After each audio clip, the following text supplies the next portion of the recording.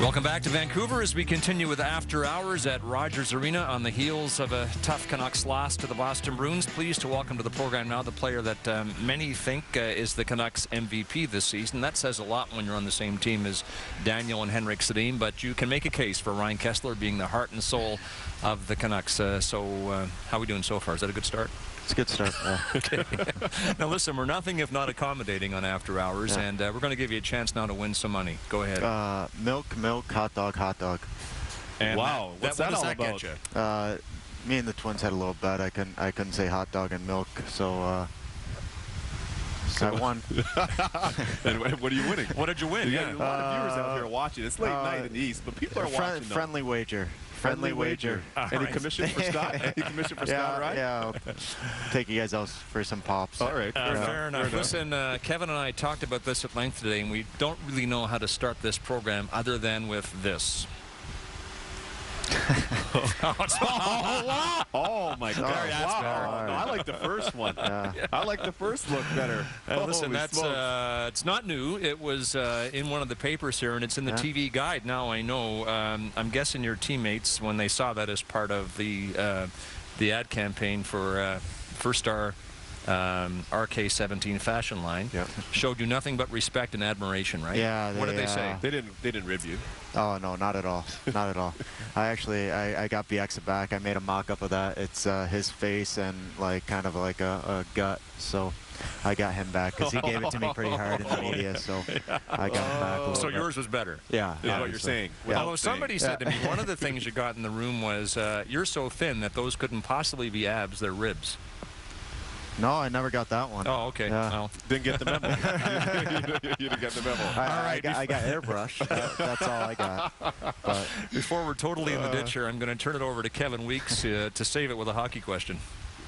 Coming into tonight's game, we talked about the matchup, a lot of the individual matchups, but one of the interesting ones was yours with Zdeno Chara. You love to get down in and around the paint on the goalie. What was this game like for you to play? Because it looked like it was a tough physical battle between you two. Yeah, obviously he's a big physical guy and he wants to get body position, but you know, my job's to be in front of the net, and I got to work around him. He's a big guy that's hard to move, and really it was tough tonight in front of the net. You're having a brilliant season, Ryan, and it's been duly noted by most of the writers and observers out here that you can give the Canucks a lift when they need it. Do you covet that kind of responsibility that sees you lead the team night in and night out? You know what? I just think, you know, it's a group effort. Obviously, you got individuals that perform highly, like Hank and Danny, and you know, I just try to provide energy and give the team a boost whenever I can. But you're a defensive player. Now you've become very offensive. So you're bringing a lot more to the table. Are you relishing this role in addition to the leadership role? Yeah, it's nice. You know, obviously scoring goals is a lot more fun than keeping them out. But you know, at the same time, you know, I take pride in my defense still, and you know, I'm just having fun playing hockey right now. There's been a big change in your game this season, Ryan, and it was duly noted at the start of the season. In fact, Don Cherry nailed it on Coach's Corner. Watch Kesler. He's kept his mouth shut. He's one of the best players in the league now. He's not a pest like he was with a big mouth. Now, if we could just get Burrows to keep his mouth shut, it's the whole deal. Pretty good.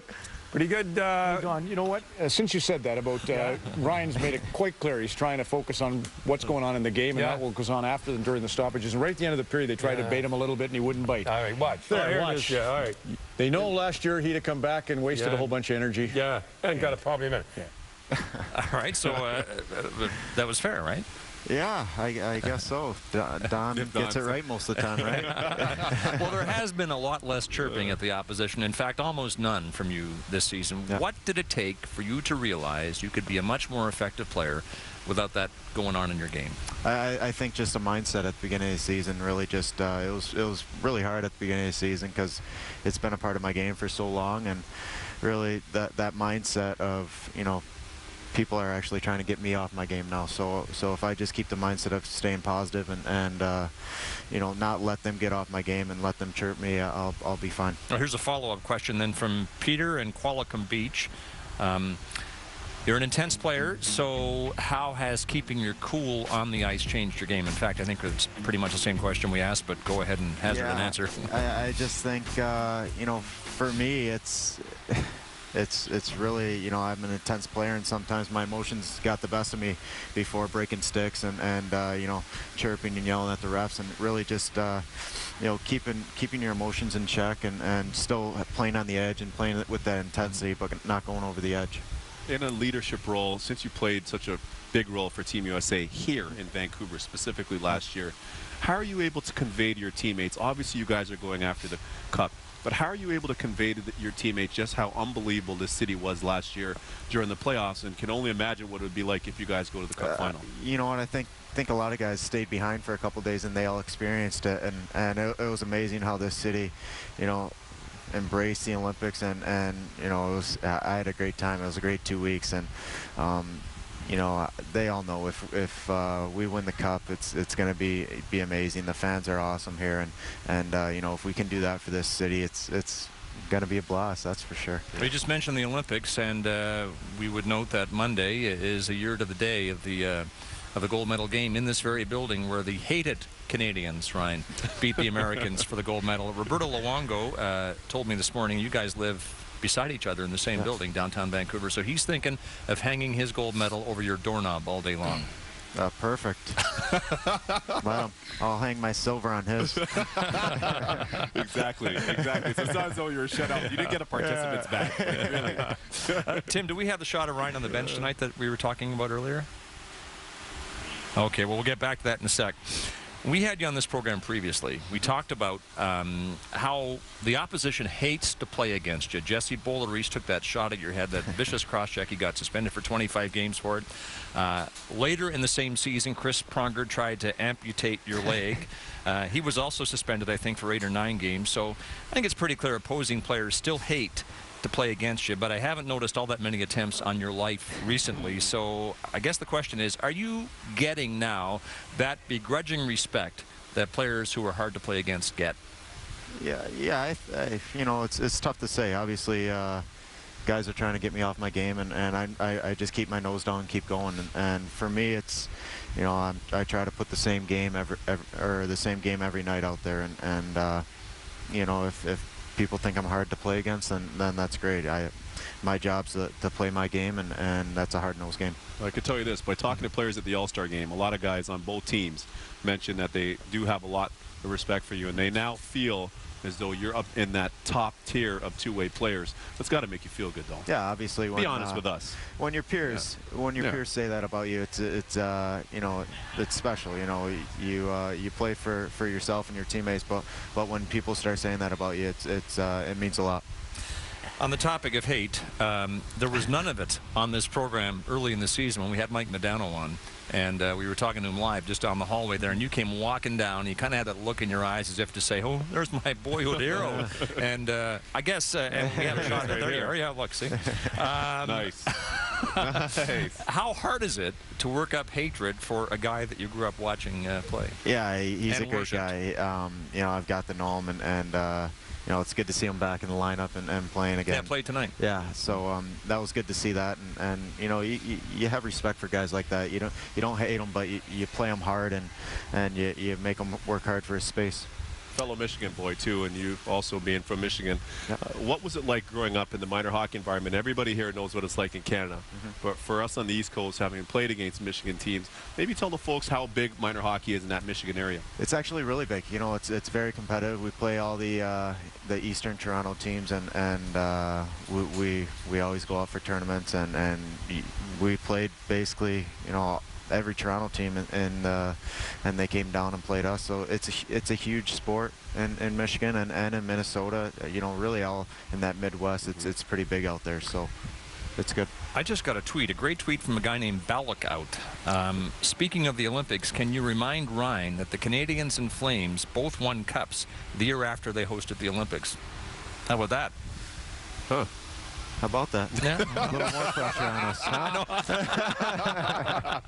If you don't win the cup this year, the streak will be broken. Brian, come on. You've always been an outstanding skater, but I think we can fairly say that the shot wasn't quite the weapon when you came into the league that it is now. So what have you done over the years, in particular in your garage in Livonia over the summer, to perfect the shot and to make it the weapon it is? You know what? For the past couple summers, I shot 100 pucks a day. You know, just working on release and changed my flex and my stick, and that helped a lot. And I worked a lot with Glenn, and I worked with him this morning, and really he's helped my game a lot. What about this rapid shot mechanism that you're going to have installed in the garage this summer? It's a great device. It's, you know, so advanced from what I have in my garage now. It gives you passes. Which is what, probably a piece of plastic and a sheet of plywood? Yeah, exactly. Shooter tutor or no? It passes pucks. It's just like a batting cage to explain it. So it's a pretty neat device.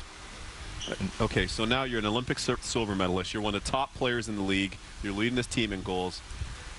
Tell the kids why it's so important to work on your game. You talked about working on your shot, but maybe you can explain why you're in the position, but you're still working as hard as you are to improve. One of my assistant coaches told me today I was a perfectionist, so that might have something to do with it. You know, I'm never happy with my game. I always want to improve and get better. And you know, my dad told me once you stop getting better, you're going to be out of the league pretty soon, because those young kids are coming up and going to take your job. So you know, that's very important for me to keep getting better and keep working on my game. Hey, we had BX on the show a couple of weeks ago, and someone tweeted him this question. You're stuck in a car for 10 hours with Kesler or Burrows. Who would you pick and why? So for you, we'll just change it up. You're stuck in a car for 10 hours with Burrows or Bieksa. Who do you pick and why? Me and Bieksa are like Oil and water. brothers. We fight all the time, but we love each other. Yeah, I'd probably have to say Burr. You know, fell forward. I can't understand him that much when he's talking English, so I might need to learn a little French to communicate with him. Follow up on that. It's a tweet from Garrett G. You and Kevin Bieksa seem to like to play jokes on one another, so who's gotten the other one the worst? Juice would always say, or Bieksa, if you don't know who Juice is. Bieksa would like to say he always gets the upper hand, but you know, I definitely got him good a couple times this year. Well, give us an example of a good one. I brought in an underwear box mocked up of KB3, it was called, and the nice people at First Star gave me a mock-up and created his face on you know, kind of a, you know, not so in shape body. Which you were referring to earlier, I think, right? Yeah. Okay. Yeah. Oh, that's good. That's creative. Ryan Kesler, the Canucks leading goal scorer, is our guest on After Hours. We leave no stone unturned on this program. So when we come back, we'll talk about high fashion.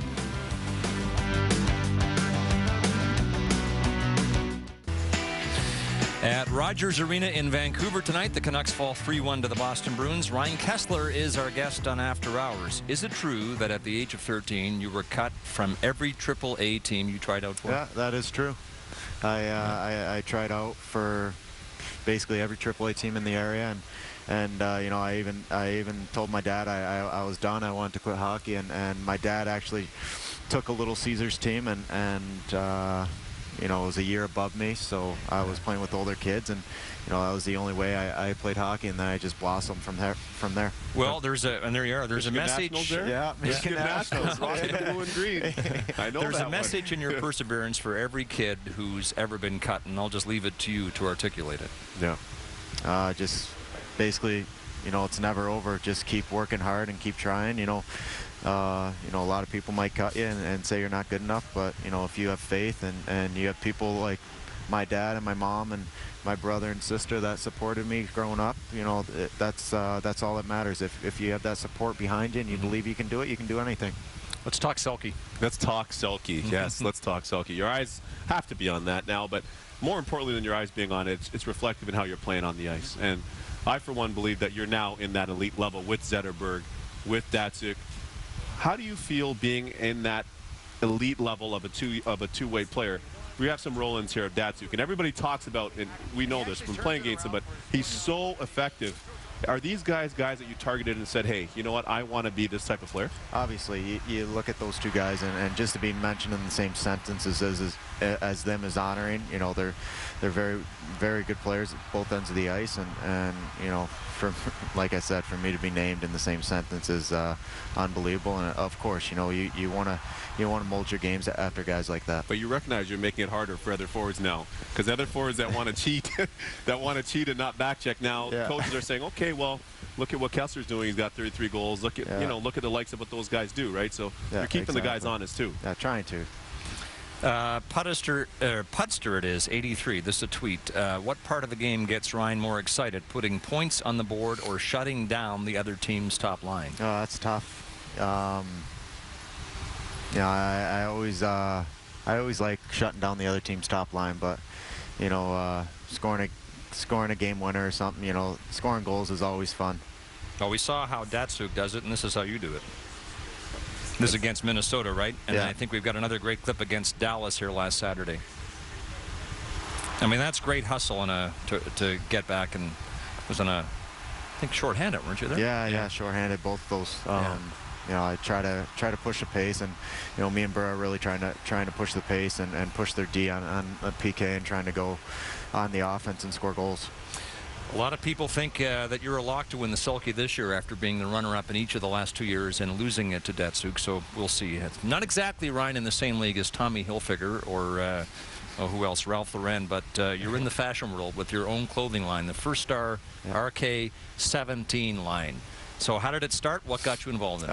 John Catliff, guy at First Star, came to me and really showed me the logo, and I fell in love with it and asked me if I wanted to do it. And obviously, I was very excited and got to, you know, approve all the designs, and I fell in love with the logo, and you know, it's doing really well. I'm proud of it, and you know, hopefully I can be named in one of those two guys you named before, RK17. But you're actively involved? They consult you on designs? Yeah, they do. I'm actively involved, and you know, I approve everything before it goes to the shows. Really? Well, we want to be active recipients. Scott's an XL, I'm an XL. How about some complimentary gear? Perfect.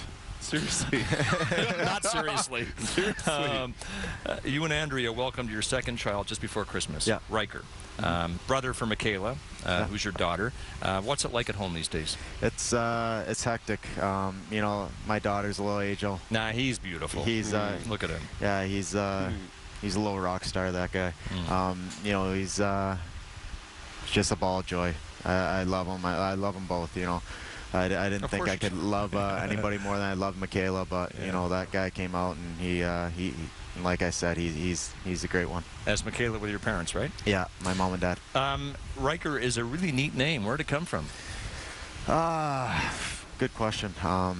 It's just we got a baby named that app and on that iPhone thing, and searching through it and found it, and it was like 499 out of 500 most popular names of 2009, and I liked it, and I thought, you know, my daughter's middle name's Rylan, has Rye in it, and you know, I thought we'd continue that trend. All right, here is a question, a tweet from one of our favorites on this program, Pass It to Boulis. I think, well, I know it's Harrison Mooney. He's the guy that played Tanner Glass in Scrabble this week, and this is the Pass It to Boulis title of his blog. It's also his tweet handle. Ask Kesler if it's just a coincidence that his son was born exactly 9 months to the day after he signed his contract extension. And he says, here's the proof. Kesler signed on March 19th, and it was a big deal, big contract. Kesler signed on March the 19th. Riker was born on December the 19th. What a way to celebrate. See, we can put one and one together here, right? Yeah. If you're not going to admit to it, we'll ask Andrea. I'm not sure. I think it was during playoffs, because my coach gave me shit about it. So. And you can say that at this hour of night on TV. Yeah, no problem. All right. Well, one more point. Okay, I said, we were doing an interview with you, I think it was early in the season, and I said, where are you going after tonight? And you said, you're trying to get me to say I'm going to the Roxy. But then you said, Andrea's home 8.5 months pregnant, so I'm going home. And I said that was the right decision. You remember that? Yeah, I do remember that. Yeah. Where am I going tonight? Well, yeah, let's get to that. 100 nights. Okay. The plugs are flying on the show. It's just like we'll be selling houses here next. But I was going to say this. The Roxy has been known, Ryan, to cause havoc with visiting teams. Yeah. You know what I'm talking about the Roxy here, right? flu, yeah. The Roxy flu. Yeah. Do you think the Roxy deserves a place in the Canucks Ring of Honor for the 30 or 40 wins it might have helped deliver you? I definitely think we should give them some tickets to the game, that's for sure. I think Cactus Club has something to do with that, too. Another plug. Oh, my God. Ryan, thanks for your time. Really great having you on the program again. Appreciate it. Thanks, guys. Ryan Kesler leading the way for the Vancouver Canucks, our guest in After Hours.